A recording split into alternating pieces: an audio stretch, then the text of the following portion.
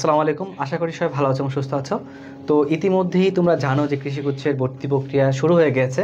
তো এখন অনেকেই এবং প্রথম যে অপেক্ষমান তালিকা সেখান থেকে কিন্তু সাবজেক্ট পেয়েছে অনেকেই। এখন অনেকেরই প্রশ্ন যে ভাই আসলে আমার এই পজিশনে চান্স হবে কি না, মানে অপেক্ষমান তালিকা থেকে আসলে কত দূর পর্যন্ত যেতে পারে এই বিষয় নিয়ে অনেকে জানতে চেয়েছ, এবং এখানে আমি অনেকগুলো ফ্যাক্টরকে নিয়ে আসবো। প্রথমত যে বিষয়টিকে নিয়ে আসবো সেটি হচ্ছে যে এই বছর ভর্তি পরীক্ষা একেবারেই শেষে হয়েছে, এবং এই পজিশনে এসে আসলে যে বিষয়টা বলতেই হয়, না বললেই নয়, সেটি হচ্ছে যে অনেকেই বিভিন্ন জায়গায় ভর্তি আছে, আবার অনেকেই বিভিন্ন জায়গা থেকে মানে ভর্তি থাকা অবস্থায় কৃষিতে চলে আসছে। তো সব কিছু বিবেচনা করে আরেকটা বিষয় এখানে বলতেই হয়, সেটি হচ্ছে যে পরীক্ষার উপস্থিতি কিন্তু অনেকটা কম ছিল। তো সব কিছু বিবেচনা করে যদি বলি যে এই বছর ভর্তি পরীক্ষা মানে এই বছর অপেক্ষমান তালিকা থেকে যদি বলি আগের বছরের তুলনায় অনেকটা কম যাবে, এটাই হচ্ছে মোটামুটিভাবে বলা যায়। তবে কত পর্যন্ত যাবে সেটা নিয়ে কথা বলবো, এবং সেই জন্য আমাদের কয়েকটা বিষয়কে দেখে আসতে হবে। প্রথমত যে বিষয় নিয়ে কথা বলবো যে এই যে অপেক্ষমান তালিকা থেকে ভর্তি প্রক্রিয়াটা কয়টা ধাপে সম্পন্ন হয়, এটা হচ্ছে অনেকের একটা প্রশ্ন যে আসলে কতটা ধাপে হচ্ছে এই অপেক্ষণ ভর্তি প্রক্রিয়া সম্পন্ন হয়ে থাকে। তো এই জন্য আমি বলবো যে গত বছর যেটা হয়েছিল, আমাদের এখানে একটা বিষয় বুঝতে হবে, সেটি হচ্ছে যে ধরো একটি মেরিট দিবে, ঠিক আছে, একটি মেরিট দিবে, মেরিট, এবং এই মেরিটের পরে যে কাজটা হবে অপেক্ষমান তালিকা দিবে, ঠিক আছে। একটি মেরিট দিবে, মেরিট দেওয়ার পরে হচ্ছে তোমার কি অপেক্ষমান তালিকা থেকে ভর্তি নেবে, ঠিক আছে।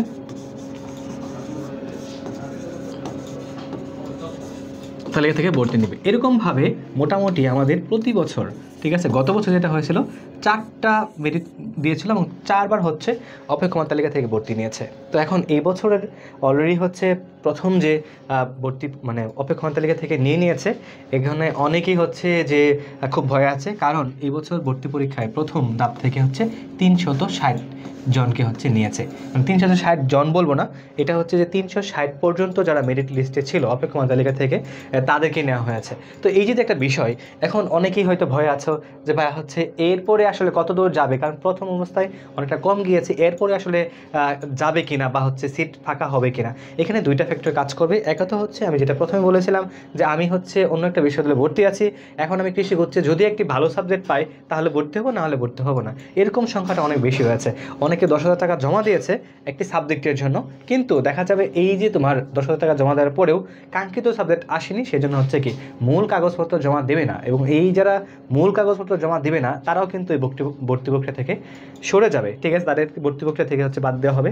সো এই হিসাব মতে এই বছরও মোটামুটিভাবে যেহেতু প্রথমটা হয়ে গিয়েছে, দ্বিতীয়, তৃতীয় এবং চতুর্থ এই পর্যন্ত অবশ্যই যেতে হবে, কারণ এই পর্যন্ত না যাওয়া পর্যন্ত সিট কখনোই ফিল আপ হবে না। এবং তোমরা জানো যে ইতিমধ্যে কিন্তু গুচ্ছের শেষ যে ভর্তি মানে ধাপ সেটা কিন্তু দিয়ে দিয়েছে অপেক্ষমান তালিকা থেকে। তো সেই জন্য বলা যায় যে 4টা ধাপই হতে পারে, এবং এই 4টা ধাপে এই বছর যেহেতু প্রথমে 360 জন 60 পর্যন্ত নিয়েছে, এর পরবর্তীতে মোটামুটি বলা যায় 700 থেকে 800 জন মধ্যে যারা আছো তারা হচ্ছে এই মানে চান্স পেতে পারো অপেক্ষমান তালিকা থেকে। এরপরে পরের ধাপে যদি বলি 1200, বা সর্বোচ্চ পরিমাণ যদি বলি যে এই বছর সর্বোচ্চ পরিমাণ গেলে 1500, এর বেশি যাওয়ার পসিবিলিটি খুবই কম, কারণ হচ্ছে এই বছর ভর্তি প্রক্রিয়া সম্পূর্ণটাই আগের বছর বা আগের বছরগুলোর তুলনায় হচ্ছে ভিন্ন, কারণ এবছর একেবারে হচ্ছে শেষের দিকে হচ্ছে ভর্তি প্রক্রিয়া হয়েছে। অনেকে আবার বিভিন্ন ধরনের প্রাইভেট বিশ্ববিদ্যালয়ে ভর্তি হয়ে গিয়েছে, কাঙ্ক্ষিত তাদের পাবে না, এই জন্য হচ্ছে সেখানে ভর্তি হবে না।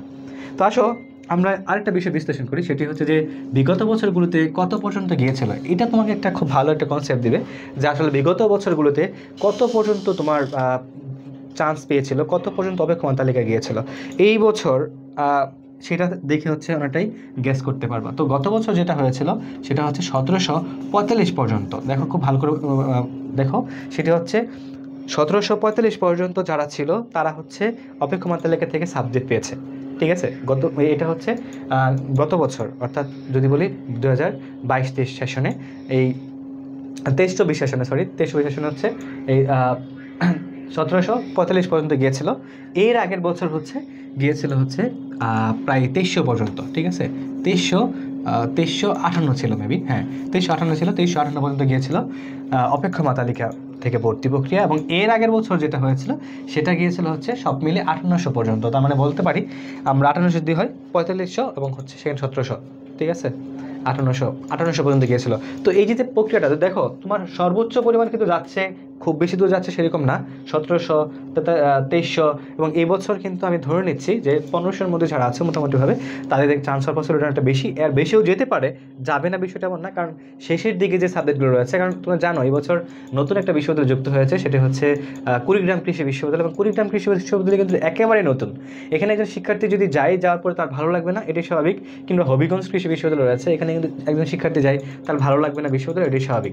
তো সব কিছু মিলে বলবো যে যারা অপেক্ষমান তালিকায় আছো একটু ধৈর্য ধরো এবং রেগুলার বেসিসে তোমরা হচ্ছে খোঁজ করে রাখো, যেন যে কোনো আপডেট পেলেই তোমরা হচ্ছে সেখানে মানে জয়েন করতে পারো। এবং আরেকটা বিষয় সেটা বলে রাখি, তোমাদের ভর্তি প্রক্রিয়া অপেক্ষমান তালিকা থেকে শেষ ধাপে যে ভর্তি প্রক্রিয়াটা নেই, সেখানে কিন্তু একটা অপশন থাকে, আপনি কি ভর্তি হতে ইচ্ছুক।